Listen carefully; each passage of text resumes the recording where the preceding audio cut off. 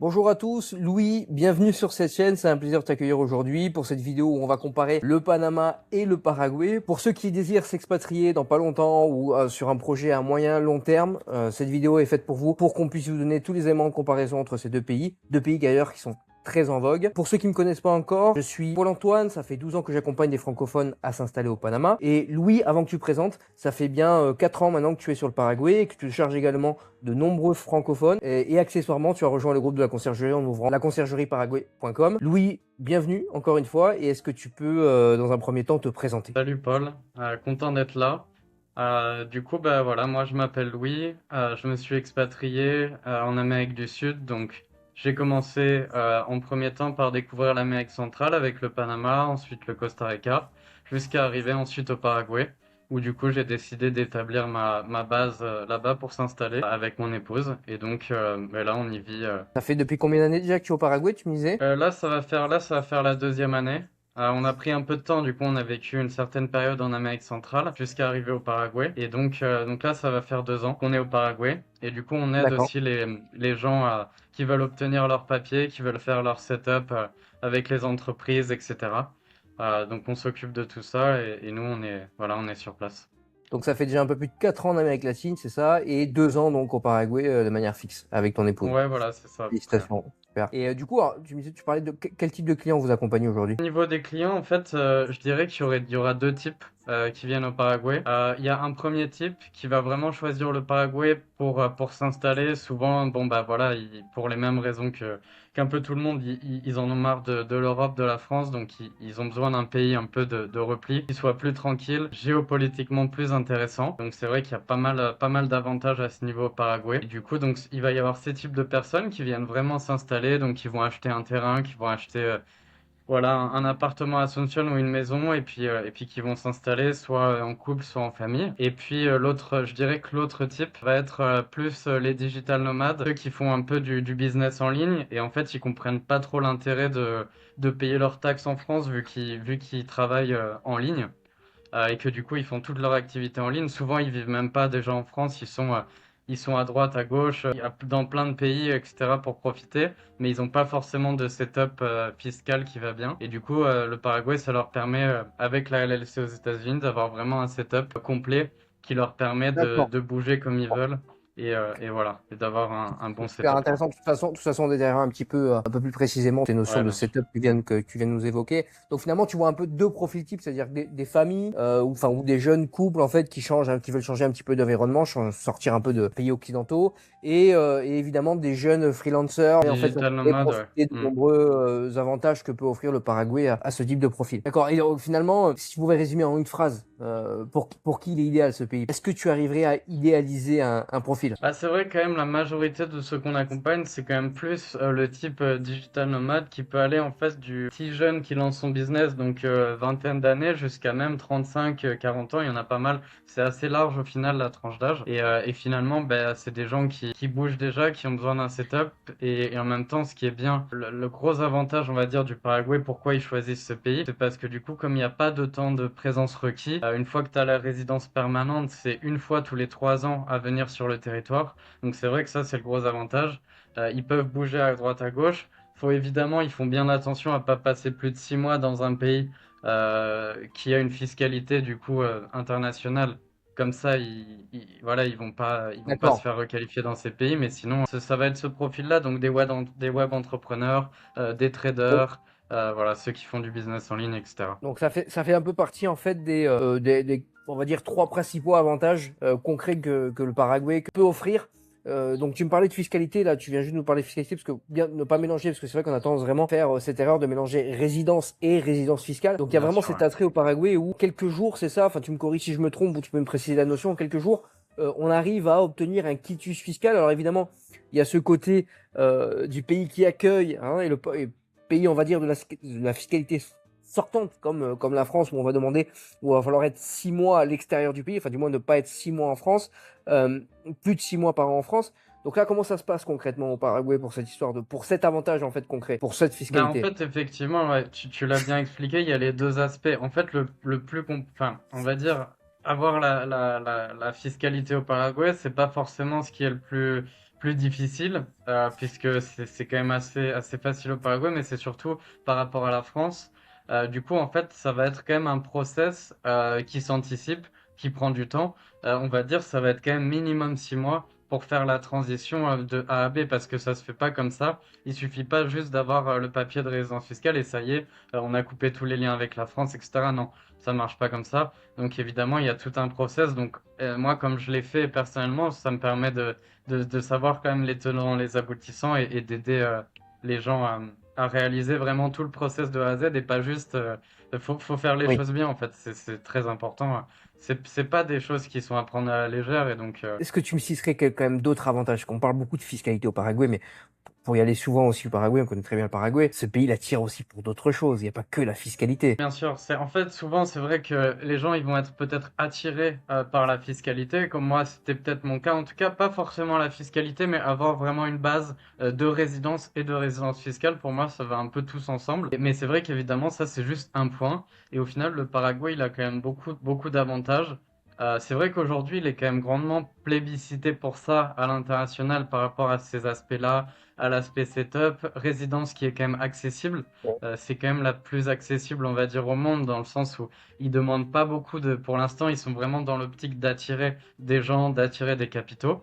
Donc ça c'est l'aspect, on va dire, résidence accessible aussi, qui est intéressante. Mais c'est vrai que le Paraguay a d'autres avantages. Bah, notamment, il y a pas mal de choses. En Amérique latine, c'est Bon, vrai que.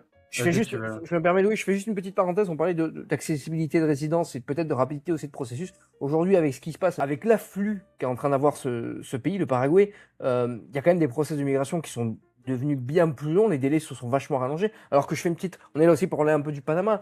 Au Panama, en 4 jours, vous avez votre résidence provisoire. Voilà. Après, bon, vous êtes à 6 mois, 2 ans, 6 mois de renouvellement. Mais une fois que vous arrivez sur le territoire, quand tout est bien préparé en allemand, évidemment, c'est ce qu'on s'attache de faire, mais tout ce qui est bien préparé en amont, vous arrivez le jour même, vous avez ça l'avocat, le temps de valider qu'il fasse ce dépôt à la migration, 3 jours ouvrables, vous avez votre carte de migration. Aujourd'hui, au Paraguay, c'est plus forcément le cas. C'est vrai que ça, tu vois, moi, je savais pas parce qu'en fait, on a souvent tendance à penser que effectivement le Panama, c'est peut-être plus difficile, c'est peut-être beaucoup plus coûteux, etc. Et c'est vrai que moi, j'ai appris avec toi que en fait, finalement, c'était pas le cas. Plus rapide, beaucoup plus rapide d'avoir la résidence au Panama qu'au Paraguay finalement. Sachant qu'au Paraguay, quand même, avec le nombre de demandes qui explose, c'est vrai que l'administration, elle a du mal à gérer. Moi, je me rappelle quand j'étais quand même au Costa Rica, les délais c'était 1 an et demi juste pour avoir la carte de résident parce qu'il y avait tellement de demandes après le Covid. Et c'est vrai que souvent dans ces administrations-là, qui sont très encore manuelles, etc., pas trop automatisées, digitalisées et tout, bah, du coup, ça peut prendre plus de temps.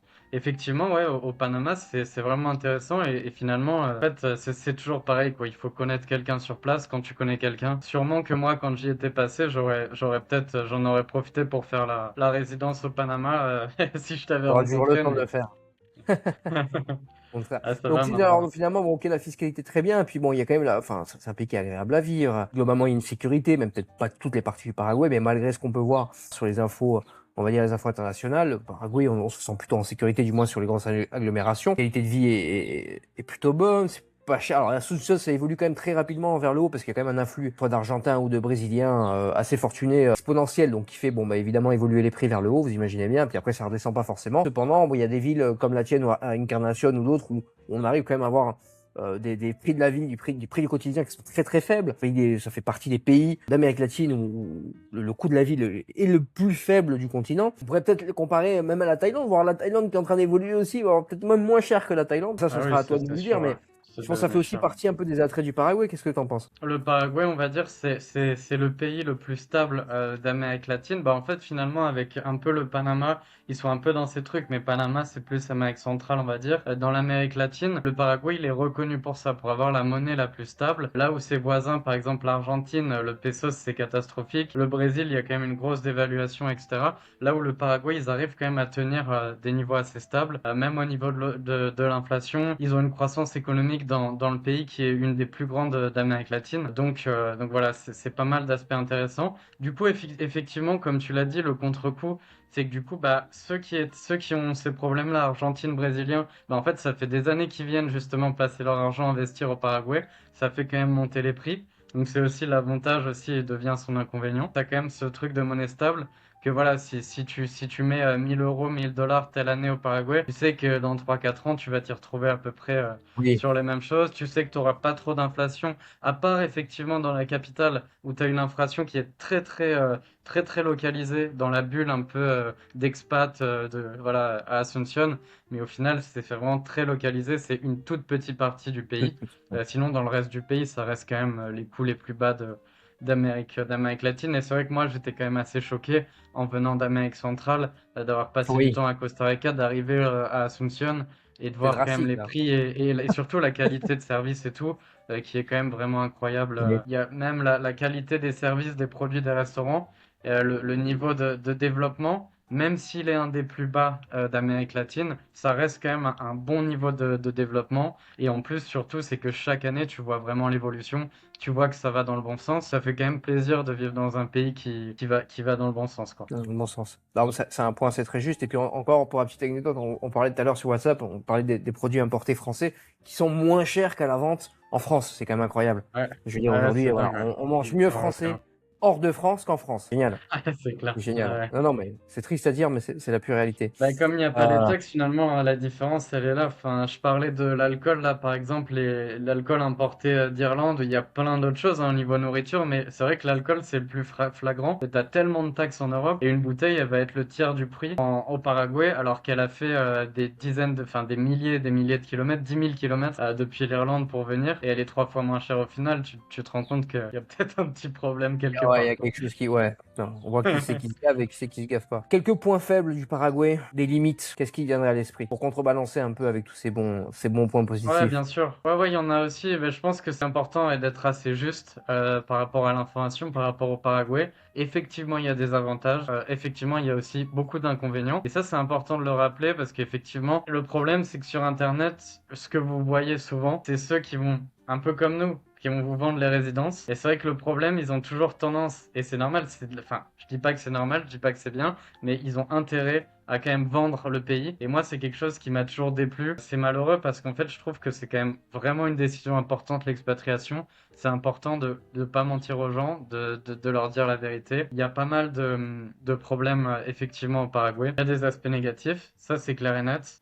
Honnêtement, il y en a quand même pas mal. Et en fait, ce qui est intéressant, c'est que quand on arrive dans un pays, ou quand on connaît pas, qu'on fait le premier voyage, souvent on a un peu, voilà, la lune de miel, on voit un peu que les aspects positifs. C'est vrai qu'effectivement, quand on y passe du temps, on se rend compte vraiment au fur et à mesure des semaines, des mois, ce qui va pas et ce qui est moins bien, etc. Et c'est vrai que bah, finalement, premier aspect négatif, c'est que le pays est quand même pas mal isolé. Si on vit à Asunción, on a l'aéroport, donc c'est un peu plus pratique, même si finalement on n'a pas de vol, par exemple pour la France, pour les Ouais, il États-Unis faut en passer direct, par quoi. Sao Il faut Paulo, toujours Panama. ouais, voilà, faut toujours passer par Ah, le Panama, là où le Panama va être un hub vraiment pour voyager beaucoup plus pratique, on va dire, avec leur aéroport. Mais c'est vrai qu'au Paraguay, c'est isolé. Alors quand on commence à aller un peu plus dans les endroits plus agréables à vivre, moi je trouve que la capitale, donc notamment Incarnation, etc., c'est vrai qu'on peut vite se retrouver isolé. Les routes pour relier la capitale, ça va mettre ouais, 5-7 heures de voiture. Pourtant, il n'y a pas énormément de distance, il y a 250 kilomètres,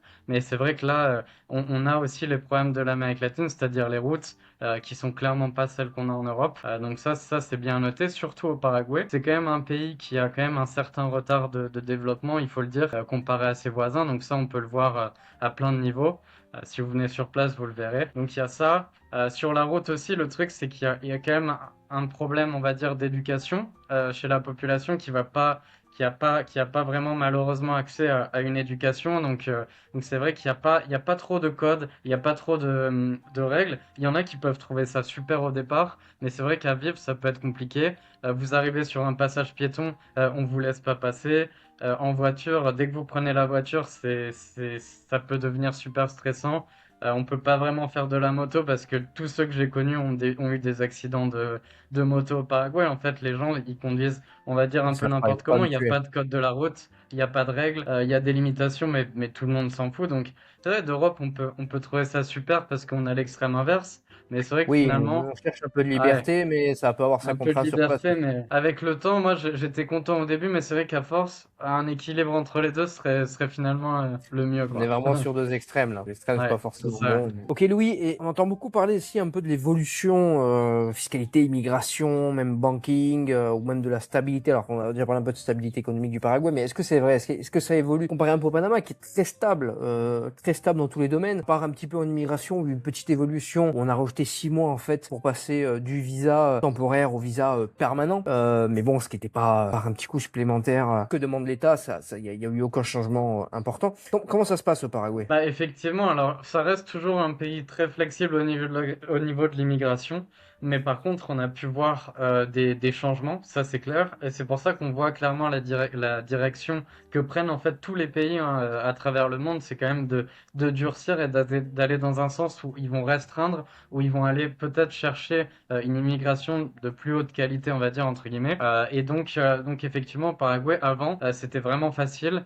Jusqu'à 2022, on arrivait en quelques jours, on avait le petit papier qui fait qu'on pouvait rester dans le pays, et quelques mois après, on avait la résidence permanente directement. Donc ça, c'était vraiment là, c'était dur de faire mieux. Bon bah là, ça a changé. Maintenant, ils ont rajouté des étapes. Il faut passer par 2 ans de temporaire, et on voit que petit à petit, ils prennent quand même la Ça direction resserre. de se structurer, voilà, de resserrer un peu la vis. Ça c'est clair. Et je pense que c'est un peu normal aussi, mais voilà. Je comprends. Non, mais de toute façon, c'est global, hein. Alors, Panama, heureusement, on voit pas ce phénomène à grande échelle. C'est vraiment que des petites choses qui sont en train de changer. Bon, Panama vit aussi beaucoup de l'immigration. C'est l'immigration qualifiée avec des gens qui ont quand même beaucoup de capitaux. Même si, encore une fois, vous l'aurez peut-être vu sur d'autres de mes vidéos, le Panama, finalement, y accéder, comme tu le mentionnais tout à l'heure, Louis, c'est pas si onéreux que ça. On parlera après peut-être de tarification ensemble, mais du moins d'échelle de tarification pour $3 000 en moyenne, vous arrivez à avoir un visa au Panama. Mais Panama vit vraiment, enfin, il y a vraiment énormément de capitaux dans les banques panaméennes. Les gens arrivent et mettent leurs capitaux dans les banques panaméennes, transfèrent les capitaux, protègent les actifs d'Europe. Donc vraiment, les expatriés, non seulement font des visas au Panama, mais transfèrent leurs actifs d'Europe au Panama. Donc, que ce soit des actifs financiers, même immobiliers. Donc, vraiment, cette attraction-là, elle est importante de Panama, et Panama vit de ça. Ce qui n'est pas encore forcément le cas du Paraguay. Je ne sais pas si ça sera le cas, mais du moins, ça peut donner peut-être une explication pourquoi il y a plus pourquoi l'échange c'est plus immobile en termes de changement, on va dire, c'est plus faible, du moins ça se voit beaucoup moins. Là ça m'a l'air quand même assez drastique au Paraguay, surtout ces derniers mois, voire ces dernières années. Donc ça peut inquiéter beaucoup de personnes, et ce qui est important aussi d'avoir un service comme le tien d'accompagnement, c'est d'être à jour en permanence sur les requis migratoires, et puis des dernières actualités du pays, parce qu'on arrive, enfin, quand on fait un visa, on va quand même pour s'installer ou vivre un certain nombre de jours par an. Donc c'est important, enfin moi je considère que c'est quand même important d'avoir des dernières informations du pays en question. Ah, ça, c'est aussi, ça peut rentrer aussi, on va dire, dans les points négatifs du Paraguay, effectivement. C'est vrai que pour rentrer son argent au Paraguay, c'est quand même vraiment pas évident. Alors, effectivement, moi, j'accompagne les gens spécifiquement sur ça, pour sortir leurs actifs d'Europe, et pour les accompagner aussi, pour ceux qui viennent au Paraguay, à faire en sorte qu'on puisse rentrer dans le pays. Avec le temps, j'ai pu avoir accumulé des solutions, voir ce qui marchait pas, etc. C'est ça aussi l'avantage.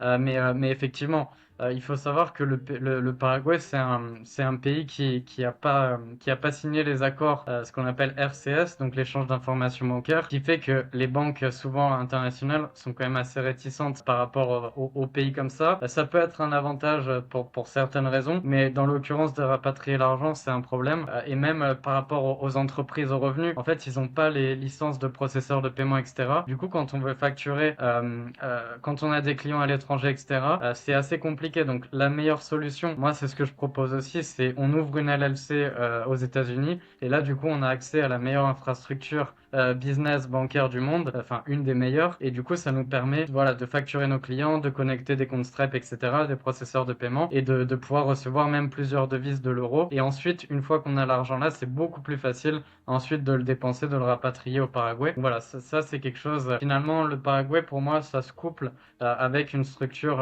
à l'étranger pour pouvoir faire du business. Que pour l'instant, au Paraguay, c'est évidemment, ils travaillent dessus, mais pour l'instant, c'est pas du tout optimal pour ça, quoi. Bah, écoute, merci pour ces précisions. De toute façon, on va arriver sur notre partie qu'on voulait aborder sur la fiscalité, enfin et surtout la structuration, comme tu viens de le mentionner. Bien, moi, j'avais dire une petite dernière question. Est-ce que tu as déjà vu quel type de profil en fait échoue son intégration au Paraguay? C'est quoi qui te marque le plus en fait? Moi, au final, la majorité, comme je te dis, c'est des gens qui choisissent le setup. Donc, en fait, ils vont passer quelques mois à Asunción. Au final, ils voient plutôt que les bons côtés du pays. Et puis après, ils voyagent ou ils s'en vont. Donc, ça, c'est bien. Après, effectivement, il y a pas mal de problématiques pour ceux qui s'installent au Paraguay. En fait, il y en a qui pensent que, ouais, c'est comme en Europe, etc. On va acheter ou même ailleurs, tu vois, dans d'autres pays, mais tu vas acheter un terrain, tu fais construire et puis c'est facile. Non. Au Paraguay, c'est pas du tout le cas. Il y a des milliers de complications qui viennent avec ça. La majorité des Français qui ont fait ce choix-là et qui ont fait le choix de vivre à la campagne ou de s'isoler un peu, moi je recommande si on s'installe de rester vraiment proche des villes. Si on veut acheter un terrain, c'est jamais à plus de 10-15 minutes des villes parce que sinon on peut vite être isolé. C'est vite des zones où il n'y a pas de réseau et il y a des coupures électriques assez souvent alors que pourtant dans les villes, ils ont une super infrastructure. Mais c'est quand même, en gros, on va dire l'infrastructure, les avantages, ils sont concentrés dans les villes. Il y a une Ouais, ouais. fracture dès qu'on sort un peu de l'agglomération. Boum, on se retrouve un peu au Moyen Âge. Enfin voilà, il y a. Effectivement, il y a ça et puis c'est aussi un peu le Far West, hein, faut pas se mentir. Il y a beaucoup de personnes, tu vois, que je connais, ils ont cramé des milliers, voire des dizaines de milliers d'euros et c'est quasi tous ceux qui vivent depuis un moment à la campagne parce que en fait, bah, c'est pas du tout une high trust society. Donc tu vas me dire oui, en France non plus. Maintenant, bon bah c'est vrai, mais c'est vrai que là-bas, bon, t'es quand même un peu, voilà, Ouais, c'est un autre extrême quand même. c'est l'Amérique latine, quoi. Faut pas oublier que même si on a l'impression quand on arrive que c'est l'Europe, etc., quand on arrive à Asunción, ça fait un peu un choc, on s'attend pas à ça. Mais bon, il faut quand même rester conscient des réalités Ouais, du enfin, continent. petite précision, à Solution, il y a 7 ans, il n'y avait rien, hein. Il n'y avait même pas les mots, là, Ouais, c'est hein. ça en plus. Ouais, c'est très récent. Ça fait bien parce que Ouais. c'est neuf, mais ouais, puis ça reste très petit, hein. Non, je suis d'accord avec toi. Alors, parlons un peu de structuration et aussi un petit peu de fiscalité, Louis, qui s'intéresse beaucoup nos auditeurs. Je fais une petite comparaison parce qu'on est là aussi pour parler du Panama. Aujourd'hui, la fiscalité, on en a un petit peu parlé au Paraguay, comment elle fonctionne? Est-ce que nous, au Panama, on a une fiscalité qui est territoriale? Tout ce qui est facturé, tous les revenus qui sont générés à l'extérieur du pays ne sont pas imposés. C'est intéressant parce que du coup, on peut éviter la double imposition pour ceux qui ont encore des revenus français, des revenus passifs, hein, peu importe le type de revenu. Du coup, en fait, sur les revenus personnels, ça va être perçu comme un revenu extérieur une fois que vous êtes au Panama, une fois que vous êtes résident fiscal panaméen. Quand vous avez, alors, vous pouvez vous constituer en tant que société anonyme ou pour avoir un statut d'auto-entrepreneur aussi qui est auto-entrepreneur, pardon, qui est super intéressant et vraiment très abordable au Panama. Ou alors, et vous allez pouvoir facturer des clients un peu partout. Tout ça fait que, évidemment, tous ces revenus qui sont en dehors des frontières panaméennes ne sont pas imposés. Au Paraguay, comment ça se passe? Est-ce qu'on est aussi sur une imposition territoriale? Ouais, effectivement, c'est ça qui est bien. Tout le monde connaît pas parce qu'en France, il y a pas mal de pays. Donc en fait, on va classer en deux. T'as ceux qui ont une fiscalité sur les revenus internationaux et ceux qui ont une fiscalité territoriale. C'est effectivement le cas du Paraguay,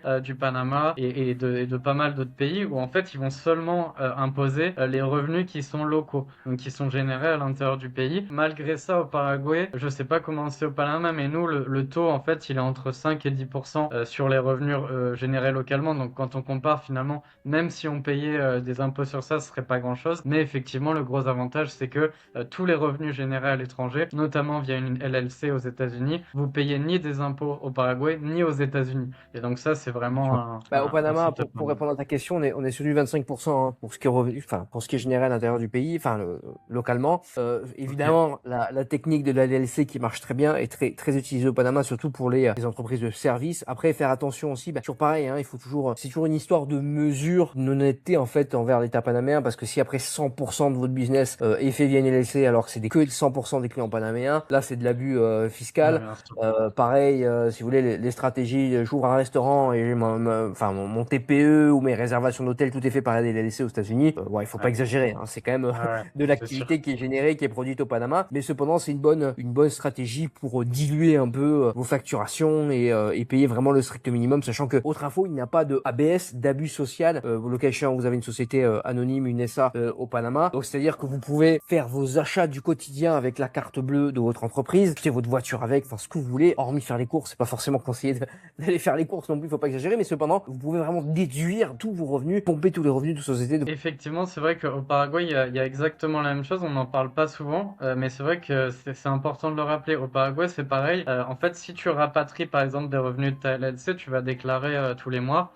Et ensuite, tout ça, tous les revenus de ta LLC, ils vont être déduits. Tu vas pouvoir déduire tous tes frais de vie au Paraguay de perso, quoi. Donc, tous tes achats, etc., dès que tu as une facture au Paraguay, ça va être déduit des impôts que Les tu impôts. dois payer au Paraguay. Donc, ça fonctionne un peu pareil. Si tu as une entreprise physique au Paraguay, c'est pareil. Tu vas pouvoir déduire ça. Donc, ouais, c'est comme au Panama, C'est c'est cool intéressant. sur ça. Est-ce que tu peux me nommer quelques erreurs les plus fréquentes que tu vois chez les expatriés? Qu'il faut vraiment éviter? Quel conseil tu donnerais là aujourd'hui? Pour moi, la principale erreur, c'est de pas bien se structurer et de penser que, en fait, avoir une résidence, ça fait tout. Il y en a beaucoup qui, comme le Paraguay, au final, l'information est très récente. L'erreur que les gens font, principalement, c'est que comme on leur vend souvent, très souvent, juste une résidence et qu'on leur parle que de ça, bah en fait, ils pensent que on prend une résidence et c'est fini. Et en fait, c'est pour ça que moi maintenant, j'essaye de vraiment accompagner les gens sur une partie plus setup, un peu globale. Parce que pour moi, en fait, ça ne fait pas de sens de juste vendre la résidence en isolé. En fait, pour moi, si la personne, elle fait ça, très souvent, elle va faire plein d'erreurs sur les liens avec la France. Elle va être dans une zone un peu brouillard, un peu grise, voire zone rouge, on va dire. Et du coup, effectivement, pour moi, le principal, c'est de voir ça comme un ensemble et de penser à tout. C'est pas juste, j'ai une résidence au Paraguay et c'est fini. C'est après,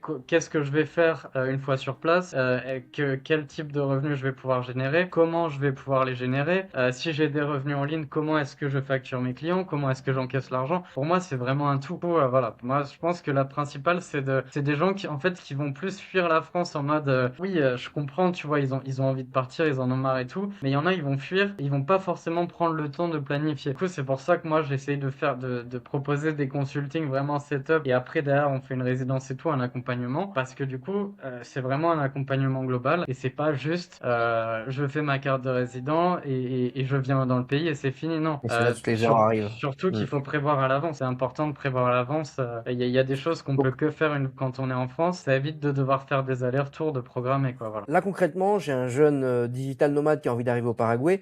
Comment tu lui structures son activité en ligne? Est-ce qu'il faut une société à l'étranger? Donc tu parlais de DLC, est-ce qu'il faut faire de la crypto? Rapidement, quelle structure tu lui conseillerais? La première étape, pour quelqu'un voilà, qui est en France ou alors qui bouge mais qui a toujours sa base fiscale et tout en France, qui a son activité, il faut obtenir les papiers au Paraguay. Ça, c'est vraiment la première étape. Donc, comme ça prend un certain temps, déjà d'obtenir les documents français, ensuite de venir, le temps que les démarches soient processées, ça prend un certain temps. Donc, déjà, la première étape, c'est d'enclencher la résidence. Une fois que ça c'est fait, on va pouvoir, une fois qu'on a les papiers au Paraguay, on va pouvoir structurer tout aux États-Unis. Et une fois qu'on a la structure aux États-Unis, les comptes bancaires, le compte Stripe, tout qui est prêt pour facturer les clients, là on va pouvoir s'occuper de faire toute la transition. Est-ce qu'il y a des red flags qui pourraient déclencher des problèmes sur ces structurations que tu viens d'annoncer? Ouais, effectivement, c'est assez simple. Il y a pas mal de choses à savoir.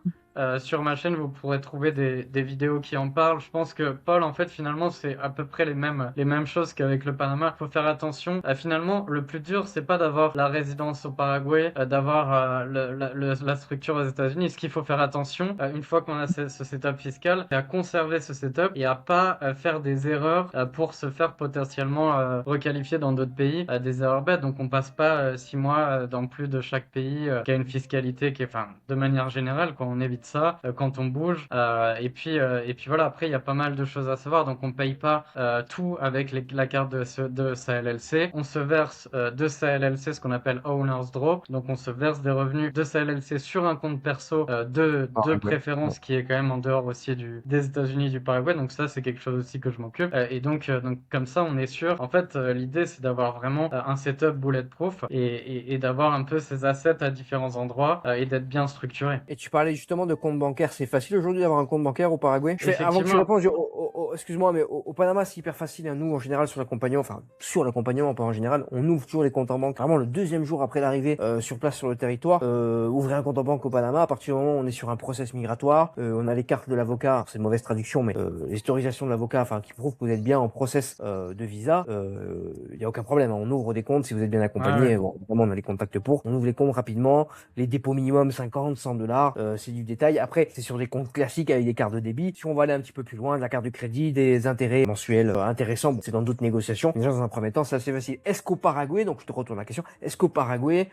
c'est assez facile d'ouvrir des comptes en banque? Ce qui est bien, le Panama, c'est quand même un pays plus mature, qui a plus de recul, d'historique, donc il y a quand même une grosse différence avec ça. Et c'est quand même plus facile, plus rapide et plus structuré, plus reconnu internationalement. Le Paraguay, c'est vrai que du coup, le setup est bien, il y a des avantages, mais du coup, il faut quand même essayer de naviguer, faut un peu jouer avec les différents points, faut bien se structurer, faut bien faire les choses. Il y a pas mal de choses à prendre en compte. Donc en fait, la structure bancaire au Paraguay, elle va surtout être utile pour les gens qui choisissent de vivre au Paraguay. Moi, je trouve D'accord. perso que les banques au Paraguay sont vraiment super. Elles se modernisent beaucoup, je trouve que c'est vraiment super, mais par contre, c'est bien pour quelqu'un qui vit au Paraguay. Pour quelqu'un qui a une vie internationale, ça n'a Pas pas de très bon sens et intérêt. ouais, ça sert pas à grand chose parce Et que tu disais qu'il y t'es avait vraiment des localisé dans le cashbacks, pays, ouais. que ce soit sur les supermarchés, enfin, il y a énormément, ils essayent de jouer le jeu de la consommation locale. Donc peut-être, tu Effectivement, vois, à il y a ton beaucoup niveau, il faut... d'avantages. Ouais, moi, par exemple, au supermarché, dès que j'y vais, mais pas que au restaurant, aux stations essence et tout, moi, j'ai moins 40% de réduction sur quasi tous mes achats. Tu vois, C'est incroyable. donc c'est énorme en fait quand on y pense. Mais moi, j'étais choqué quand je l'ai vécu et je montre ça à mes potes et tout, ils me disent ah mais c'est dingue et tout. Et effectivement, déjà que c'est pas cher.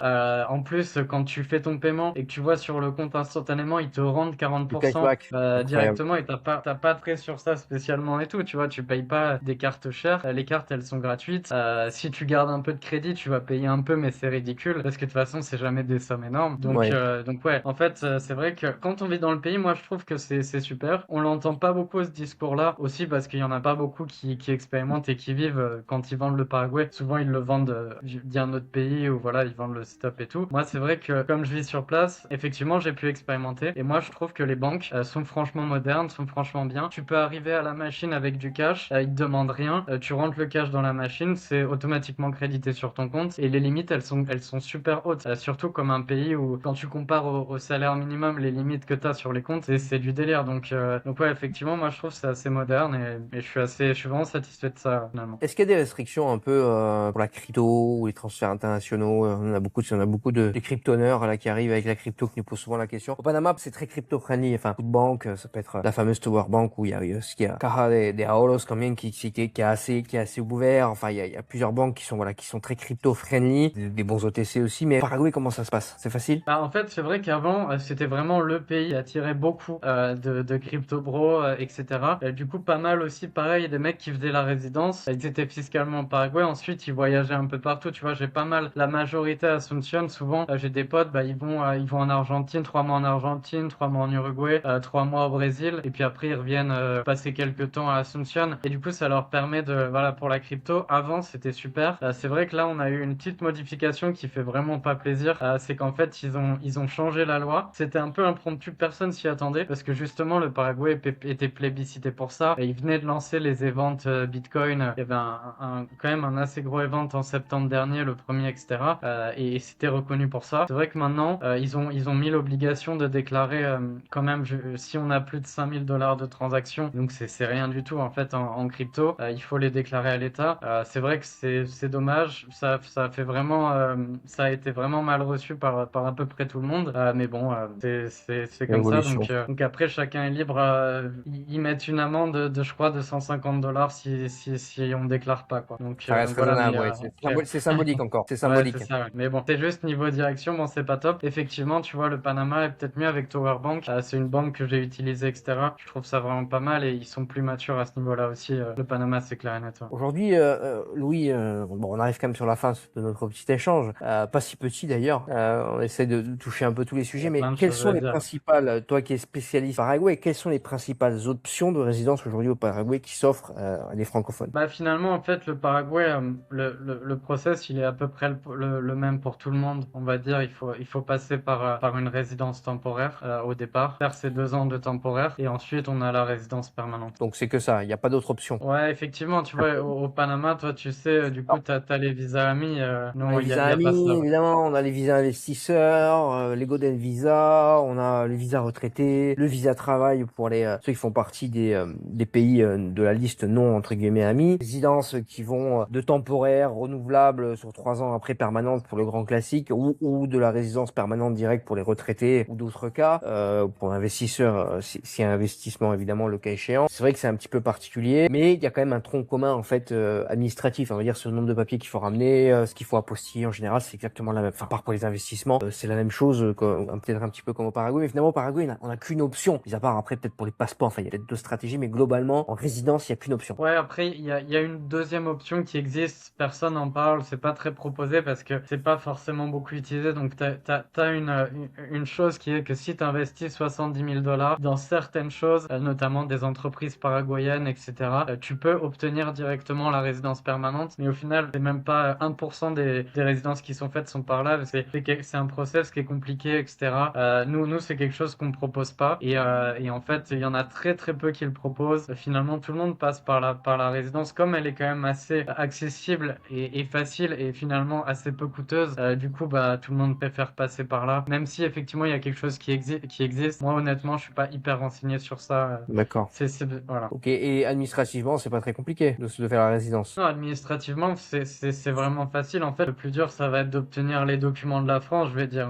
D'avoir l'acte de naissance, le casier judiciaire, de faire tout apostiller, et ensuite de les réunir. Voilà. Après, une fois que vous avez ça, vous nous les envoyez. Nous, on s'occupe de tout. On fait les traductions, on fait tout. Et puis vous avez juste à venir un jour sur place. Et puis, enfin, c'est bien de prévoir un peu plus, quoi. Mais voilà, on fait les démarches et après, c'est bon, vous pouvez repartir. Il n'y a pas de problème. Et il faut rester longtemps sur place parce qu'il y a une petite mise à jour, si je me trompe pas, maintenant pour les résidences temporaires. Ouais, effectivement, ça c'est bien aussi de le dire. Maintenant, depuis peu là, ils vérifient vraiment ça. Avant, en fait, il y avait la loi qui était là, mais ils vérifiaient pas. Du coup, personne ne la prenait en compte. Et du coup, maintenant, effectivement, ils vérifient vraiment ça. Donc, ce qui se passe, c'est que pendant le temps de la résidence temporaire, donc du moment où vous obtenez votre carte, ce qu'on appelle le carnet, donc c'est la carte de résident temporaire au Paraguay. À partir de ce moment-là, jusqu'au moment, donc au bout de 2 ans, où vous allez la renouveler en résidence permanente, vous devez pas sortir, être plus de 365 jours, donc un an en dehors du pays, donc pas plus d'un an en dehors du pays. Donc voilà, donc là il faut quand même peut-être soit rester dans la zone, soit faire un Ouais. voyage ou deux, voilà. Mais ça c'est important à respecter parce que maintenant Eh oui. ils renouvellent plus les permanentes si on est sorti plus d'un an dans le pays. Donc ouais, ça c'est quelque chose à savoir. Ça, c'est un très bon point. Tu me parlais un petit peu, on parlait déjà un peu de la vie quotidienne, mais t'arriverais à nous donner une fourchette un peu de coût de la vie pour une personne ou une famille? Alors évidemment, il y a Asunción qui a un coût de vie quand même plus élevé que le reste du pays. Peut-être Encarnación, Ciudad del Este, c'est autre chose. Là, t'arriveras à nous donner une Ouais, fourchette. en fait, en réalité, je vais y répondre, mais c'est une question qui est pas évidente à répondre parce qu'en fait, le Paraguay, il y a énormément d'asymétrie entre, par exemple, si on vit en plein milieu de la campagne et on peut vivre ici, par exemple, ceux qui ont fait construire une maison en famille, ils vivent avec 500 euros par mois, tu vois, il y a aucun souci avec ça. Ils vont voir le boucher, le ci, le ça, et donc il y a pas de souci avec ça. Après, les frais d'essence vont être minimes, donc au final, si par exemple on a le véhicule de la maison, bon, on vit avec rien. Après, si par exemple on vit en mode expat à Asunción, là, moi j'ai des potes qui dépensent jusqu'à 4-5 000 par mois. C'est possible, ils y arrivent. C'est possible avec la voiture, la location. Tu peux avoir des apparts qui sont à 2000, voire plus par mois. Donc, tu as un peu une asymétrie entre les deux. Je pense que d'ailleurs, peut-être au Panama, c'est un peu similaire. Si tu vis en campagne ou à Panama City. Tu divises par 3. Hein. Les budgets, tu Ouais, divises voilà. par 3, littéralement. Ouais. Ouais, mais c'est rigolo parce que peut-être un fact sur l'Amérique latine, mais c'est vrai que, parce qu'il y a énormément de fractures dans tous les sens, hein, sociales, de développement. Et c'est vrai qu'au Panama, on peut vivre avec 3000 dollars par mois, comme, ouais, côté vous en avez, c'est 30 000, quoi. Hein. Enfin, il y a Ouais, vraiment, ouais. et tout le monde se fréquente, du moins, tout le monde se voit d'une manière ou d'une autre. Il n'y a pas de friction entre les classes sociales. Enfin, du moins, sur le Panama, j'ai pas l'impression au Paraguay. Moi, je crois que je suis au Paraguay, du moins, j'ai jamais vu ça. C'est vrai que des fois, c'est compliqué à juger, mais je pense que Panama, 3000 dollars en plein centre-ville, hein. Sinon, vous divisez par 3 à l'intérieur du pays. Hein. On divise par 3 Ouais, ouais. littéralement. Bah, je vois un exemple qui est assez parlant sur ça. Moi, j'ai deux potes qui habitent à Asunción. Il y en a un qui gagne très très bien sa vie, qui vit dans les beaux quartiers, etc. Et il dépense certains mois jusqu'à 5-7 000 dollars aussi. Il y a les voyages à prendre en compte, etc. Il peut dépenser jusqu'à 7 000 dollars à Asunción. Là où j'ai un autre ami qui vit à Asunción et pendant un an, il dépensait 300 euros maximum en comptant le loyer dans Asunción, tu vois. Donc en Ah fait, t'as oui, vraiment une disparité. Ouais, ça très paraît fort. Ouais. difficile à croire, mais bon, et pourtant, c'est pas non plus en mode moine, nan, tu vois, il sortait, une bière, ça va coûter même pas 1 euro, tu vois, la pinte et tout. Donc en fait, si tu t'y prends bien, si tu fais vraiment attention, moi personnellement, Incarnation, à deux, avec un super appart et tout, on dépasse jamais les 1500 euros par mois de dépenses, alors qu'on se prive vraiment pas. On va au restaurant, etc., on sort, et on dépasse jamais les 1500, quoi. À deux, d'accord. La sécurité entre la réalité et la perception, finalement. On en parlait un petit peu tout à l'heure, mais c'est hyper sécure, même Encarnación, Ciudad del Este, qui tourne un petit peu plus. Ouais, effectivement, donc le Paraguay, franchement, de manière générale, c'est hyper safe. Moi, quand je vivais à Asunción, je trouvais ça vraiment hyper safe. Il n'y a pas une seule fois où je me suis senti en insécurité. Là où, comme je te disais, j'ai vécu un moment à Montpellier, je savais ce que c'était de vivre dans l'insécurité. Je vivais dans le centre-ville de Montpellier. particulier. Là, j'ai vécu des trucs, effectivement, ouais, là, c'est chaud. Donc, c'est vrai que je peux faire du coup un peu le parallèle. J'ai vécu un peu à Grenoble aussi, donc Grenoble. j'ai vécu dans des zones chaudes du monde. Mais Ah oui, non, c'est vrai, hein, c'est ça. tout Ouais. change maintenant. C'est la France qui C'est est. ça. Et pourtant, tu vois, au Paraguay, il n'y a pas une seule fois où je me suis senti en insécurité. Et même à Asunción, alors ça veut pas dire qu'il arrive rien. T'entends des histoires par-ci, par-là, parce qu'il bon, il se passe toujours peut-être un peu des trucs partout, tu vois, mais en réalité... alors, Asunción, déjà, c'est réputé pour être safe, mais alors, Encarnación, là, c'est vraiment... Enfin, j'ai jamais vu ça. C'est vraiment... c'est impossible qu'il t'arrive un truc. Nous, on rentre à 3 heures. Enfin, c'est très rare, mais quand on sort et qu'on rentre tard, tu peux rentrer à 3 heures. Même une femme seule rentre à 3 heures, elle aura jamais peur de rentrer, Jamais peu un importe le problème. quartier, à 3 heures du mat à Incarnation. Enfin, c'est vraiment, je pense que c'est pas possible de faire plus safe. Même le quartier où c'est censé, sous le pont là, qui lie à l'Argentine, c'est censé être un peu craignos et tout. Moi, j'y passe tout le temps. J'ai mon petit vélo électrique, j'y passe souvent parce que je dois aller dans l'autre quartier pour des trucs immobiliers et tout. J'y passe tout le temps et je m'arrête, je leur parle et tout. Enfin, c'est juste des gens qui sont plus pauvres, mais ils sont pas du tout dangereux ou quoi que ce soit. C'est très safe. Super. Et C'est santé, très très safe. hôpitaux? Ouais, alors santé hôpitaux, Asunción c'est beaucoup mieux, ça c'est clair.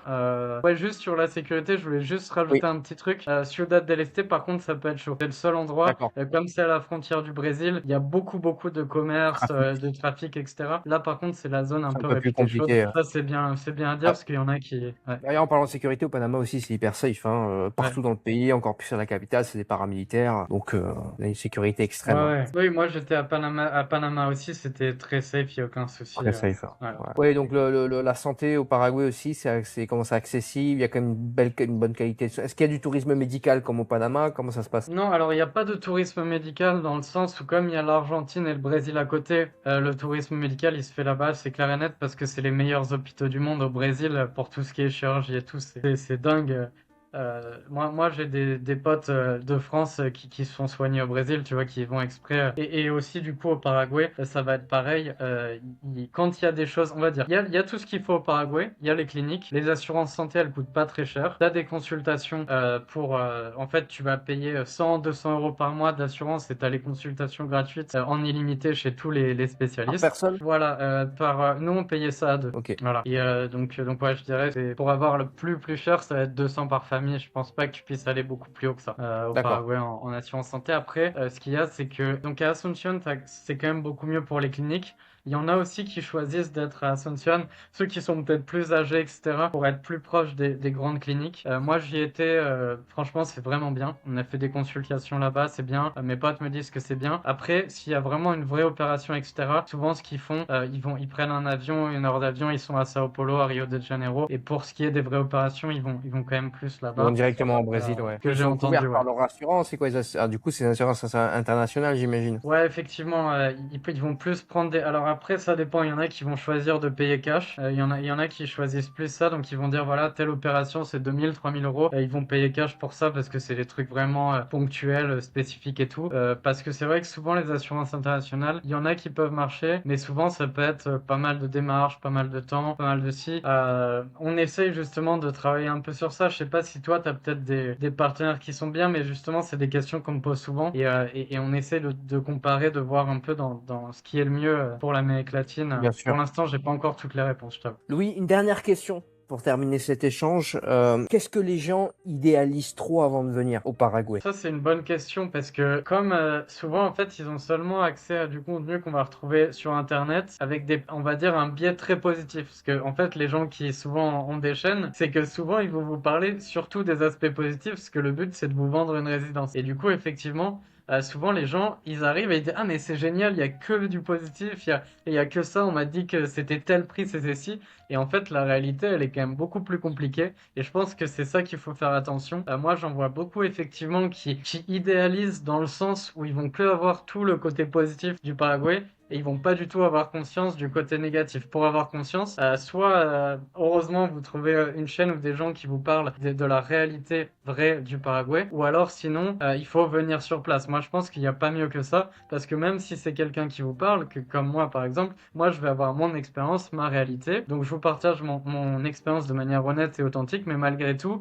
il n'y a pas mieux que vous faire votre propre expérience, venir sur place, venir voir si votre but c'est de vous installer, de faire un petit tour tour du pays, de voir les Oui, même en différentes villes, vacances, Incarnation, bien sûr. Asunción, voir la campagne. Et si c'est juste pour un setup, bon bah là c'est beaucoup plus simple. Mais voilà, c'est ce que j'aurais dit sur ça, ouais, c'est important. Super, bah écoute Paul, à mon tour de te poser une dernière question, qu'on puisse Avec clôturer un plaisir, peu Louis. cette interview qui est dense.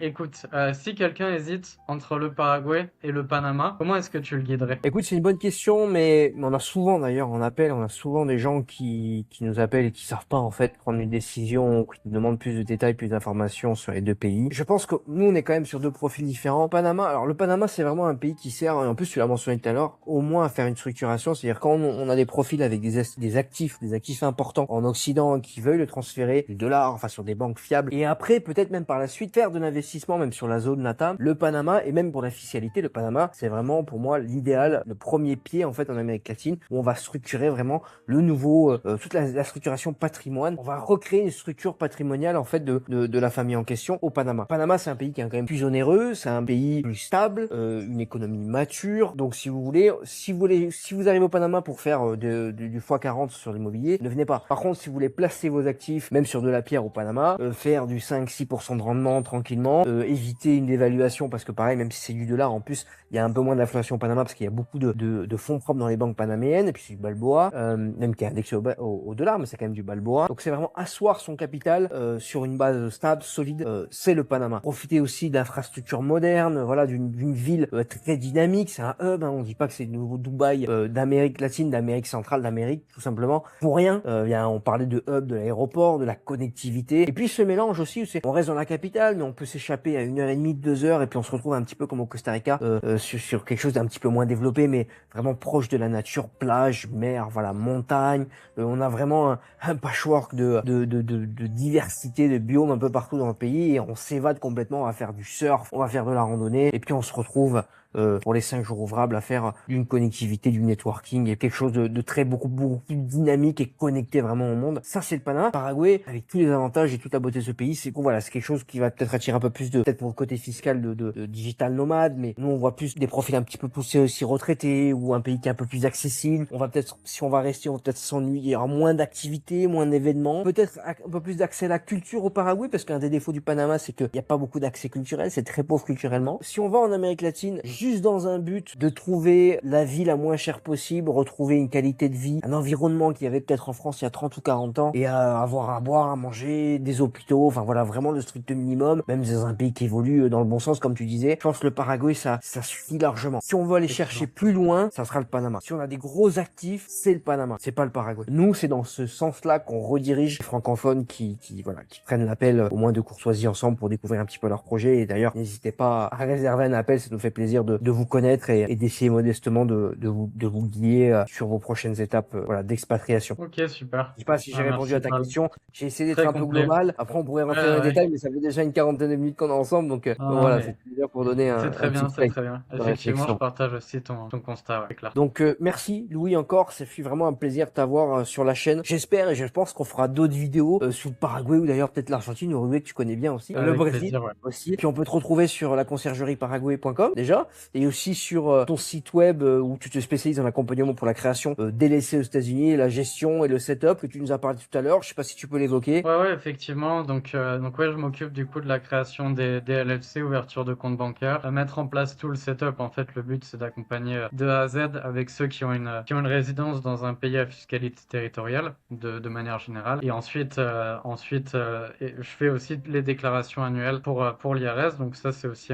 une autre chose. Et sinon, vous pouvez me retrouver du coup si vous voulez me contacter sur ma chaîne YouTube. Vous avez le lien Oui, WhatsApp. Louis Et puis de Expatriation. toute manière, il y aura tout en description. Donc, Louis, voilà. merci encore, et puis à très bientôt, et bonne continuation là-bas à Encarnacion. Bah, merci Paul, c'était un plaisir. À Également, bientôt. à bientôt, au revoir.